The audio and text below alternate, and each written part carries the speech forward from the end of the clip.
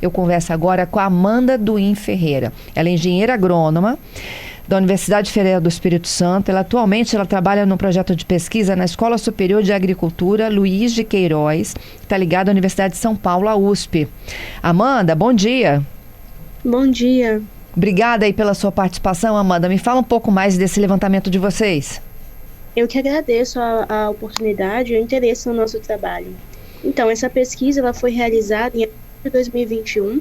A gente coletou solo, planta, tanto plantas comestíveis quanto plantas não comestíveis, mas esse trabalho específico foi com a banana, a mandioca e o cacau cultivados em áreas que são aquelas ilhas ali em regência, né, que são formadas pelo rejeito, e áreas que são alagadas pelo Rio Doce em regência Linhares.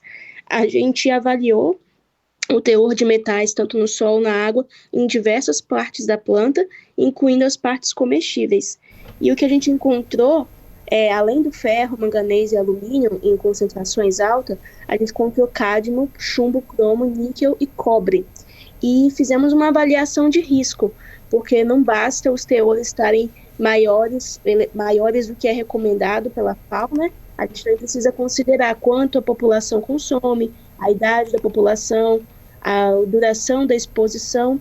Então, nesse trabalho de levantamento de risco, a gente conseguiu ver que existe um risco, um potencial risco para consumo de banana por crianças. Para adultos, o risco ele ficou menor que 1, então não existe um risco potencial claro. Mas eu acho que a principal mensagem desse trabalho é que precisa de mais monitoramento, né? A gente teve poucas áreas e conseguimos coletar apenas uma vez no estuário esse tipo de coleta, né, das plantas.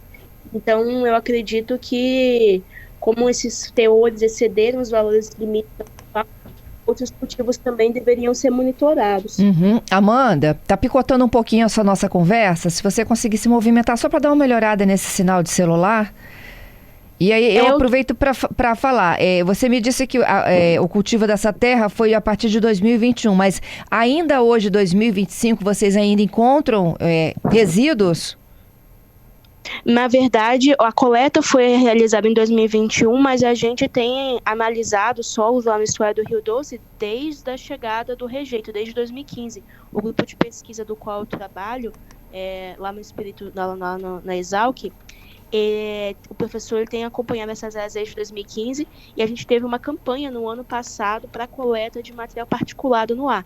Então, um outro trabalho que a gente fez, né, ele mostra que a cada época de cheia do rio, mais rejeito chega no estuário. Então, essas ilhas que antes tinham 5, 10 centímetros de altura de rejeito, hoje a gente encontra ilhas com mais de 50 centímetros, que a gente consegue diferenciar bem o que é rejeito do que era o sedimento natural, que era carreado pelo Rio Doce ali, né? Então, sim, o rejeito ele continua chegando no estuário. Essa coleta das plantas cultivadas foi realizada em 2021, mas de acordo com esse trabalho que a gente realizou, a gente publicou no ano passado, a cada estação cheia, mais rejeito chega no estuário. Tá, e deixa eu entender aqui, a cada estação de chuva, o fundo do rio se movimenta, é isso? Não necessariamente. O rejeito está depositado nas bordas do rio, né? Então, é normal que o rio carregue, não rejeitos, não, o rio carregue sedimentos e deposite na área do estuário, ali na costa. Isso é um processo normal, essa erosão e carreamento desses sedimentos pelo rio. O que aconteceu no caso do Rio Doce é que hoje tem vários estudos, não só o nosso, mostrando que o rejeito está misturado com o sedimento naturalmente carreado pelo rio e a cada estação cheia tem essa erosão que traz esse sedimento misturado com rejeito para o estuário. Tô entendendo. E aí, olha só, quando a gente... erosão das beiradas, né? Ei, Amanda, falhou de novo. É a erosão das beiradas, não é do fundo do rio exatamente. Tá, entendi. E qual é o caminho, assim? Eu fico pensando o que fazer com essa banana, com essa mandioca, com esse cacau. Então, eu acho que em relação às plantas cultivadas, o primeiro passo é monitoramento. O monitoramento mais longo e realmente avaliar os solos dessas áreas, porque a gente não precisa necessariamente coletar a planta para fazer esses cálculos de risco. É muito bom quando a gente coleta, mas só com os dados do solo onde eles estão cultivando já é possível fazer essa avaliação de risco, se existe a possibilidade de um risco carcinogênico e não carcinogênico. Então, acho que o primeiro passo seria um monitoramento, e outra coisa que é essencial é a remediação, né? Eu não conheço nenhum outro grupo, tanto na Exalc, em São Paulo, quanto no Espírito Santo, que esteja trabalhando com a remediação dessas áreas. Tem muito monitoramento, não de alimentos, não da saúde humana, mas muito monitoramento e pouca remediação. Um dos trabalhos da minha tese de doutorado foi isso, foi desenvolver estratégias de remediação. Mas é um trabalho lento que precisaria ter começado há muito tempo. Tá, então vamos lá. Você está me alertando aqui que vocês fazem esse monitoramento, né? Vocês não sabem ainda se esse consumo pode levar ao desenvolvimento do câncer? Foi isso que eu entendi? Não, é porque o risco ele é dividido em carcinogênico e não carcinogênico. Alguns elementos, eles são potencialmente tóxicos, mas eles não têm o potencial de causar câncer. Tá. Então, esses elementos foram que a gente encontrou em maiores quantidades. Então, pode ter desenvolvimento de doenças que não são relacionadas a câncer, mas problemas digestivos, problemas de memória, déficit de atenção. Esses problemas que não são câncer, eles são enquadrados como risco não carcinogênico, mas é por conta do tipo de elemento que pode causar câncer ou não pode causar câncer. Mas são tão graves quanto, né? São tão graves quanto, exatamente. Tá, e quando você estava me explicando aí que vocês têm grupos de monitoramento, mas não tem grupos que trabalham com soluções para essa borda, é isso? Nós, na Exalc, a gente tem trabalhado lá com... Mas eu não conheço nenhum outro grupo que esteja trabalhando com remediação. É porque não tem como tirar essa borda, né?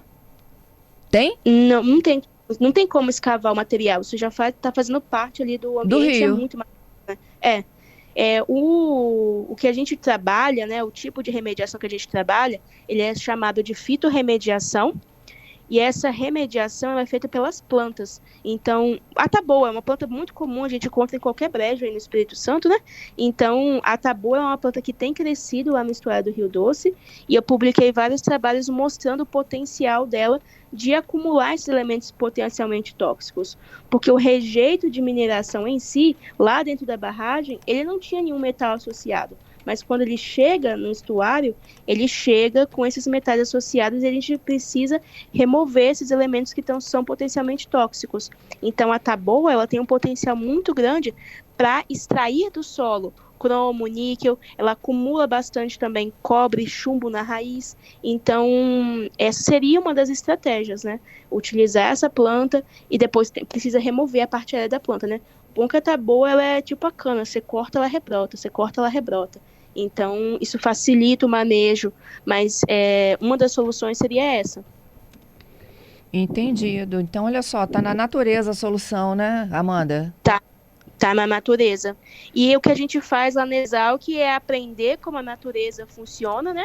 Os processos que estão acontecendo ali, para aumentar a eficiência do processo. Então, um dos experimentos que eu fiz foi como é que a gente pode aumentar a produção de biomassa da taboa. Eu sou engenheira agrônoma, então eu fui formada para plantar milho, para plantar cana, para produzir fibra. Mas a visão que eu tenho, que a gente tem nesse grupo de pesquisa, é que a gente pode utilizar esse conhecimento agronômico, não para produzir só alimentos, fibra, energia, mas também para melhorar a produção de biomassa dessas plantas que têm o potencial de ajudar a gente a limpar o ambiente. Entendido. Nossa, mas isso tem que ser, de alguma forma, levado ao conhecimento da própria instituição que trabalha no processo de recuperação, acho que é a Renova, né? E a Secretaria de Recuperação do Rio Doce, o que você acha, Amanda? Eu acho bastante importante, porque esse tipo de comunicação que a gente está fazendo aqui é muito importante também, porque a gente é cientista, a gente publica artigos científicos que vão ser lidos pelas pessoas. Quando é de interesse da sociedade, tem esses pedidos de matéria, jornalismo, então acaba saindo da bolha da ciência e chegando à população, para a população entender os processos, e aí também acaba chegando nos tomadores de decisão, né? Entendido. tipo de comunicação científica é feita de uma forma mais aberta ao público, né? Tentar explicar esse resultado de uma forma que todo mundo entende. Entendido. Amanda, então olha só, para as pessoas que consomem, porque eu imagino que tem agricultor que vive disso, de vender essa banana, essa mandioca, não? Sim, as áreas que a gente visitou são áreas mais de subsistência, não eram grandes plantações, né? Mas sim, acredito que eles podem vender o excedente. Tá, então o risco para adulto não se sabe ainda, mas para criança ele é cumulativo, é isso? Os dados que a gente tem para as culturas que a gente avaliou naquela época, para adultos, não há aparente risco, porque o valor de risco é menor que 1. Então, não há aparente risco. Não quer dizer que não existe risco, a gente precisa avaliar outras culturas, outras épocas, mas, assim, de cara, não teria risco potencial. Para as crianças, há um risco potencial. Gente, então a primeira recomendação é não dê a banana cultivada ali para as crianças. Qual é a região que a gente está falando? É Linhares. É Linhares, Regência. Que é a terra da banana, do cacau. Eu queria deixar bem claro que não dar a banana para a criança, mas sim, nas áreas que são diretamente alagadas pelo Rio Doce, isso é lá em Regência, lá na Foz mesmo, na boca do rio. Naquela região, o solo é basicamente rejeito, e são áreas alagadas pelo rejeito. Naquelas regiões, porque a nossa amostragem, ela foi suficiente cientificamente para a gente dar um começo, mas ela não é suficiente para falar que toda a banana em Regência está contaminada. Você entende? Então, assim, não é Entendi. não dar a banana para a criança, é o poder público falar assim, a gente vai começar a monitorar os solos dessas regiões. A gente vai monitorar a água, porque a gente não coletou a água de poço que eles têm lá. Então, assim, o alerta principal precisa de monitoramento, e um monitoramento mais amplo do que a gente foi capaz com os nossos recursos, né? Sem dúvida alguma. Amanda, então olha só, o cultivo que vocês têm lá de registro, então, é o quê? Mandioca, banana? Mandioca, banana e cacau. E cacau. A polpa do cacau, não a semente, a polpa. A gente coletou semente, mas infelizmente não tinha peso suficiente para poder fazer a análise, então a gente avaliou a polpa. Uhum. E aí nós temos a área delimitada ali, a área encharcada pelo Rio Doce em Regência. Em Regência, exatamente. Tá. E aquelas ilhas no meio ali, né? São essas as áreas. Tá. E essa é uma circulação local desses alimentos? Pelo que eu entendi lá, conversando, né, foram todas as pessoas que atenderam a gente, eles eram barqueiros, eles eram pescadores, e hoje eles estão fazendo esse cultivo de subsistência. Todas essas áreas que a gente visitou, elas pareciam áreas bem de subsistência, não eram plantações muito grandes. Entendido, né? Tem que ter uma olhada da assistência social aí nisso também, né, Amanda? Eu acredito que seja Vamos acolher muito essas importante. famílias, né? É muito importante o monitoramento, não só dessas culturas, mas de outras, né? Foi engraçado que a gente estava montando um experimento, eu contratei as pessoas para poder auxiliar no trabalho de campo, e aí o próprio pescador, quando a gente estava plantando a taboa, ele falou assim, uai, mas se essa planta aqui está acumulando, o milho do meu vizinho também acumula. Aí eu me toquei, vocês estão plantando milho no rejeito? Ele falou, tamo. Aí no dia seguinte ele voltou e falou, vou te levar numas áreas para você coletar e para saber, né? Então eles queriam saber se eles podiam comer ou não comer o que eles estavam plantando ali. Por isso que essa comunicação aqui é extremamente importante. Entendido. Ô Amanda, esse trabalho de vocês, me fala um pouquinho, ele foi desenvolvido pela USP? Sim, então, a gente tem uma parceria de longa duração com o professor Ângelo Bernardino, da Universidade Federal do Espírito Santo, aí no campus de Vitória, e é uma parceria longa que a gente tem, e foi desenvolvido pela USP, porque o meu doutorado, eu sou formada na UFES, em São Mateus, né, agronomia e mestrado, mas meu doutorado eu fui fazer na Exalc, então essa pesquisa ela é parte do meu doutorado na Exalc, no programa de pós-graduação em solos e nutrição de plantas, e foi desenvolvida entre o meu orientador, o professor Tiago Ferreira, e o professor Ângelo Bernardino. Tá certo. Amanda, como é que as pessoas podem ter acesso ao estudo completo? Eu posso enviar para vocês o link do estudo, vocês podem colocar no site da CBN, e a gente também tem várias outras matérias que estão saindo agora, a Agência FAPESP, Acredito que o Estadão ou a Folha também me procuraram. Então, eu posso enviar esses links assim que essas matérias saírem, né? Combinado. A gente aguarda seu estudo e já te agradeço aqui, olha, pelo trabalho de pesquisa de vocês, viu? Importantíssimo. Muito, muito obrigada pela oportunidade de divulgar a ciência de uma forma aberta para a população. Isso é muito importante, o retorno que a gente pode dar, né? É.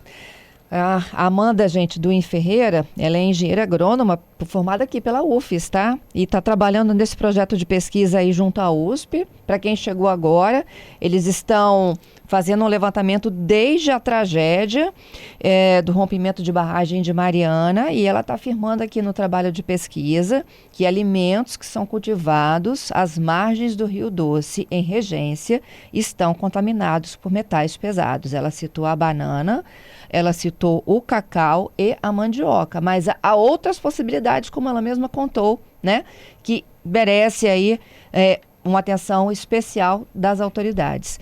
Te agradeço, Amanda. Bom trabalho, hein? Muito obrigada. Bom dia.